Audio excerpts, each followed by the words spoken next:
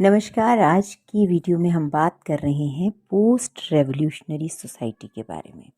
Informal सा video तैयार कर रही हूँ अपने स्टूडेंट्स के लिए। तो यदि आपको समझ आ जाए और आप पूरा देखें तो इसे लाइक ज़रूर करें, और यदि आपको ज़रूरी लगे तो कमेंट भी करें। पोस्ट रेवोल्यूशनरी सोसाइटी का मतलब हो गया कि रेवोल्यूशन के बाद जो सोसाइटी आएगी उसके बारे में जिक्र करना। अब रेवोल्यूशन का आपको पता है कि ये एक खूनी जो है क्रांति के बाद जो है एक सोसाइटी का बनना है। तो बेसिकली ये वो सिस्टम होगा जिसमें हमने पूंजीवाद को ख़त्म कर दिया है, और पूंजीवाद को ख़त्म करने के बाद अ, एक नई सोसाइटी को तैयार करना है। तो उस सोसाइटी को बनाने के लिए जिस किस क्या क्या कुछ किया जाना है या वो किस हालात में है, उस सब के बारे में इस टॉपिक पे हम बात करेंगे। तो इसको इजीली एक्सप्लेन करने के लिए दो पार्ट्स में डिवाइड करते हैं। पहला पार्ट होगा emergence and leading role of the socialist sector, कि इसमें क्योंकि देखो कैपिटलिज्म से कम्युनिज्म पर सीधा डायरेक्टली नहीं पहुंचा जा सकता, क्योंकि दोनों बहुत पोल्स अपार्ट हैं, बिल्कुल डिफरेंट जो हैं सिस्टम्स हैं। तो इसलिए इसमें इस जर्नी के अंदर हमें एक पूरे मतलब काफ़ी लंबे हिस्टोरिकल प्रोसेस से होकर गुजरना है, और जिसको नाम दे दिया जाता है सोशलिज्म। तो बेसिकली सोशलिज्म की स्थापना जो है या समाजवाद की स्थापना किस किस तरीके से होती है, वही इस टॉपिक में हमने समझना है। तो सबसे पहले हम बात करेंगे emergence and leading role of the socialist sector, और उसके बाद इसी समाज के अंदर जो नॉन सोशलिस्टिक एलिमेंट्स हैं उनकी बात करेंगे। तो दो मेजर डिवीज़न करके हम इसको थोड़ा आसान कर लेंगे। तो सबसे पहली बात जो हम कर रहे हैं कि सोशलिस्टिक सेक्टर किस तरीके से निकल के आता है। तो सबसे पहला जो इसमें पॉइंट जिसकी हम चर्चा करेंगे वो है कि जो स्टेट है वो बहुत इम्पॉर्टेंट है। जब जो क्लास सोसाइटीज़ होती हैं जिसके अंदर दो क्लासेस हैं, उनमें आपस में संघर्ष पाया जाता है, ये हम सब जानते हैं। तो वो संघर्ष को जो है विराम देने के लिए आम तौर पर जो सोसाइटी जो क्लास का ज़्यादा रुतबा होता है या जो क्लास जो है पावरफुल पोजीशन में होती है, तो वो जो है वो स्टेट का निर्माण करती है, एक ऐसी पावर का निर्माण करती है जो कि बाकी जो उसके हुक्मों को लागू कर सके, जो उसके अकॉर्डिंग जो है काम कर सके। तो बेसिकली ये एक फंडा था जिसके थ्रू जो है स्टेट की पावर की बात की जाती थी। तो यहाँ पर स्टेट की पावर जो है कौन लेता है क्रांति के बाद? प्रोलिटेरियंस या मजदूर वर्ग या सर्वहारा वर्ग जो है वो सत्ता में आता है। तो ये वो सत्ता में आकर किस तरह का रोल अदा करता है? एक डिक्टेटरशिप का, तानाशाही रोल। वो तानाशाही होने का कारण क्या है? क्योंकि बहुत आसानी से आप जो है वो जो सदियों से जो एक कैपिटलिज्म का एक या पूंजीवाद जो सिस्टम चला आ रहा है, तो उसको एकदम से उखाड़ फेंकना आसान नहीं है। कुछ इंस्टीट्यूशंस पे तो फिर मतलब इजीली अख्तियार किया जा सकता है, लेकिन लोगों के दिमागों से उसको निकालना आसान नहीं होता है। तो इसलिए जो है वो डिक्टेटरशिप की ज़रूरत पड़ती है। तो पहला काम होता है डिक्टेटरशिप ऑफ प्रोलिटेरियंस। और दूसरी बात यदि हम करें तो यहाँ पर जो पोस्ट रेवोल्यूशनरी सोसाइटी है उसके अंदर बुर्जुआ प्रॉपर्टी है उसको ख़त्म किया जाता है, यानी कि जो पूंजीपति लोग हैं उनकी प्रॉपर्टी है उसको ख़त्म किया जाता है। जो मीन्स ऑफ प्रोडक्शन थे, उत्पादन के साधन थे, उन पर उनका मालिकाना हक है, तो वो मालिकाना हक उनसे छीन लिया जाता है। उनको मीन्स ऑफ प्रोडक्शन को सोशलाइज कर दिया जाता है, यानी वो सबके बन जाते हैं। ठीक है। और इसी तरीके से जो बिग इंस्टीट्यूशंस हैं लाइक रेलवे है, बैंक है, बेसिक इंडस्ट्रीज़ हैं, यानी कि जिस पर इकोनॉमी टिकी हुई है, उन सब इंस्टीट्यूशन को का राष्ट्रीयकरण कर दिया जाता है, यानी कि उस पर जो है सरकार का डायरेक्ट जो है कंट्रोल आ जाता है।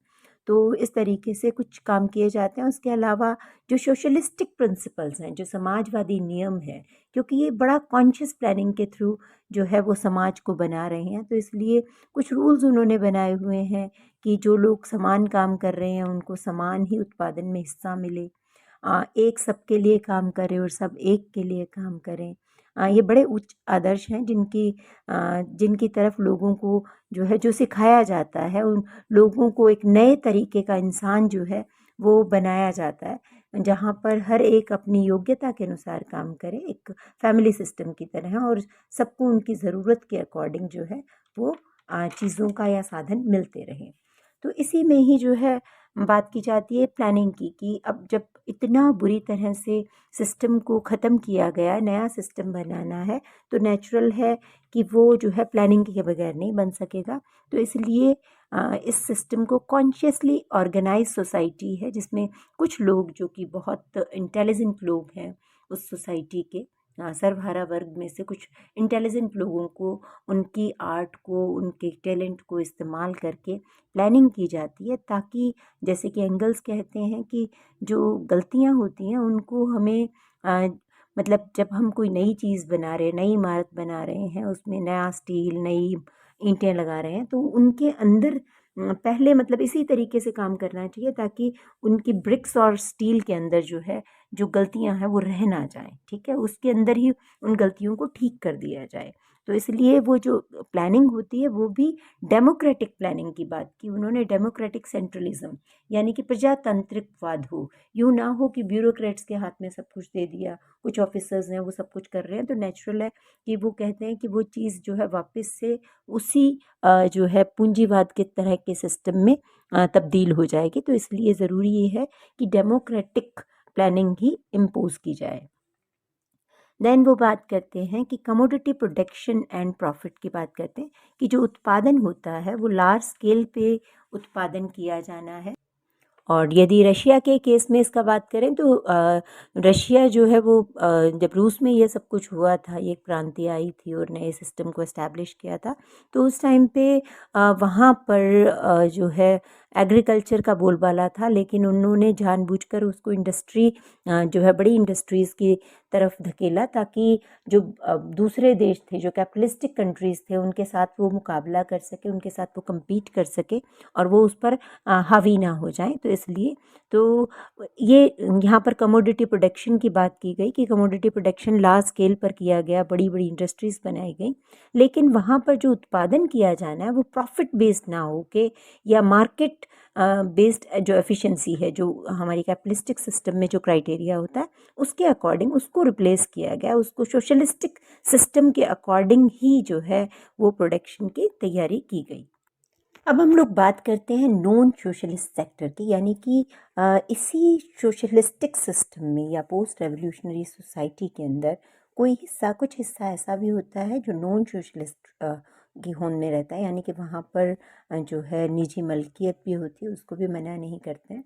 तो ये कौन सा एरिया है? ये वो है जहाँ पर जो छोटे जो है उद्योगपति हैं, जो छोटा मोटा काम धंधा करते हैं, छोटे व्यापारी हैं, या वो जो कि खेती का काम करते हैं, छोटे किसान हैं, तो वहाँ पर वो कहते हैं कि मालिकाना हक रहता है। यहाँ तक कि जो पुराने जो कुछ सोशलिस्ट कंट्रीज़ हैं, उनका जो एक्सपीरियंस है वो ये रहा कि रशिया में तो ये किया गया कि जब बड़े किसानों से उनकी ज़मीनें वापस ली गई, तो वो छोटे छोटे किसानों के अंदर बांट दी गई, हालांकि मालिकाना हक जो है वो स्टेट के पास रहा। लेकिन कुछ बाकी के जो बाद में जो समाजवादी राज्य बने, उनके अंदर क्या किया गया कि उनके अंदर वो कन्फिस्केट करके, यानी कि जो बड़े किसानों से ज़मीन को लेकर और छोटे किसानों को उनका मालिकाना हक तक भी दे दिया गया। तो क्योंकि ये जो है जब मज़दूरों ने आंदोलन किया था या इनकलाब आया था, जो रेवोल्यूशन हुआ था, उसमें ये किसान और छोटे जो उद्योग धंधे वाले लोग थे वो इनके साथी ही थे। तो एक तो ये एक बड़ा रीज़न बन जाता है उनको थोड़ी छूट देने का। दूसरा कारण ये भी था कि जो पुराने थोड़े बड़े किसान थे उनके बीच में और इन किसानों के बीच में जो एक मालिकाना हक का जो डिफरेंस था, उस डिफरेंस को मीट आउट करने के लिए, उसको ख़त्म करने के लिए भी जो है, उनको बराबर लाने के लिए भी जो है ये मालिकाना हक दिया गया। इसको आगे 3 हिस्सों में हम बांट सकते हैं। इसमें जो पहला जो सेक्टर है वो है स्टेट कैपिटलिस्ट सेक्टर, जिसे कह सकते हैं, जो राजकीय पूंजीवादी क्षेत्र है। उसमें क्या है कि जो कुछ पूंजीपति ऐसे होते हैं जो कि समाजवाद के सिस्टम में भी कॉन्ट्रैक्चुअल एग्रीमेंट कर लेते हैं, जो ठेकेदारी के हिसाब से जो है एक रिलेशंस बना लेते हैं जो समाजवादी समाज है उसके साथ, और वो उनकी शर्तों यानी कि समाजवाद का जो सिस्टम है या जो सरकार है उसकी जो शर्त है और उसके ठेके के अनुसार जो है काम करने को तैयार हो जाते। दूसरा हिस्सा उस कैपिटलिस्ट सेक्टर का है जो प्राइवेटली कैपिटलिस्टिक सेक्टर होता है, जो निजी पूंजीवादी क्षेत्र है। उसमें क्या है वो जैसे हम पहले भी बात कर चुके हैं कि पैटी जो है जो बहुत छोटे लेवल पे काम कर रहे हैं वो किसान या मध्यम लेवल के मीडियम लेवल के किसान हैं या थोड़े बहुत जो कमोडिटी प्रोडक्शन में काम कर रहे हैं वो लोग हैं। उन लोगों को एकदम से एक तो उनकी संख्या बहुत ज़्यादा है और जो नया सिस्टम बना है वो इतना कैपेबल नहीं होता कि उन सब की संपत्ति को वो जो है वो मतलब जो है स्टेट की कैपिटल में शामिल कर ले या उसको सोशलाइज कर दे, उतना आसान नहीं होता। तो उन पर वो कुछ रोक टोक लगाता है, कुछ कानूनी या जो एडमिनिस्ट्रेटिव जो है वो तरीके यूज़ करता है ताकि वो उनका इफ़ेक्ट बहुत कम पड़े। पर इनका वैसे भी हिस्सा जो होता है यदि नेशनल कैपिटल में देखें तो वो बहुत कम होता है, तो इसलिए बहुत फ़र्क नहीं पड़ता। ये शुरुआती टाइम पे जो है ये वाला रह जाता है।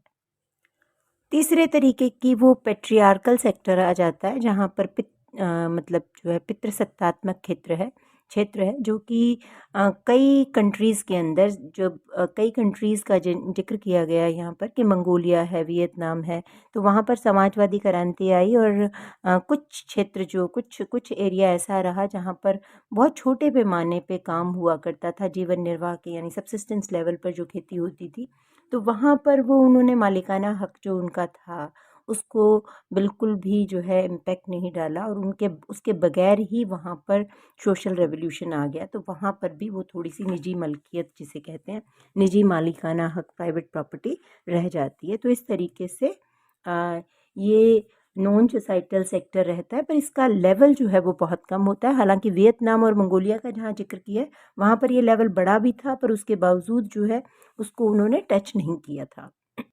इस तरह से हम इसको कंक्लूड कर सकते हैं कि पोस्ट रेवोल्यूशनरी सोसाइटी है वो बहुत इम्पॉर्टेंट है क्योंकि इसी ने ही आगे कम्युनिज़्म की या साम्यवाद की या हाईएस्ट लेवल ऑफ सोशलिज़्म की नींव को रखना है।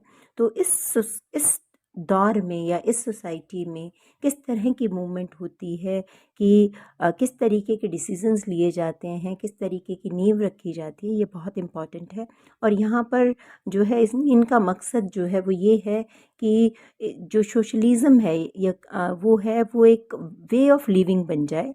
मतलब इसका जो मुख्य उद्देश्य है वो ये नहीं है कि इकोनॉमिक ग्रोथ बहुत मैक्सिमम इकोनॉमिक ग्रोथ को अचीव करना है या सोसाइटी को बहुत ऊपर तक लेके जाना है, जबकि मार्क्स यहाँ पर मार्क्स जो है वो ये कहते हैं कि जो अ, यदि ट्रांजिशन जो होता है, जो ट्रांजिशन का टाइम है वो बहुत मल्टी डायरेक्शनल होता है और कभी भी एक भी मूव जो है उसको ऐसा हो सकता है कि जो वापस उसको कैपिटलिज्म की तरफ ले जाए। तो इसलिए इस चीज़ का ध्यान रखा जाना बहुत ज़्यादा ज़रूरी है कि हम उस डायरेक्शन में बढ़ें जहाँ पर इकोनॉमिक्स जो है वो पीछे हटे और पॉलिटिक्स जो है वो आगे